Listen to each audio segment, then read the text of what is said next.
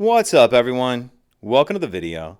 Today we're going to take a look at how to replace the engine air filter in a 2024 Nissan Sentra. And this Nissan Sentra has the 2.0 liter 4-cylinder motor. I'll put a link in the description box of this video to where you can find these replacement engine air filters if you're in need. So taking a look in the engine bay, if we look on the driver's side, we see this right here. This is going to be the airbox. This is what houses the engine air filter. There's two clips that we need to undo. One right here. It'll snap off like that. And another one just like it right here. After we get those two clips snapped off, this whole housing will lift up like this. And then underneath we can see our actual filter right here.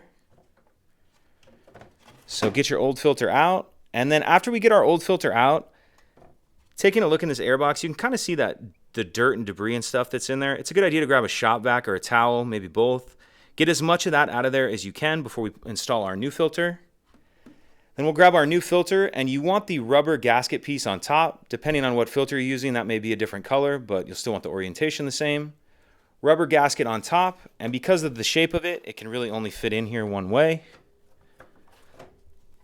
Like that. Make sure that's seated in there properly, and then we'll put this airbox back on. And there's two tabs, one right here and another one just like it on that side. And they kind of line up with these little slots right here. So get those in place and get that airbox where it needs to be. And then we'll snap these clips back on. And that's it.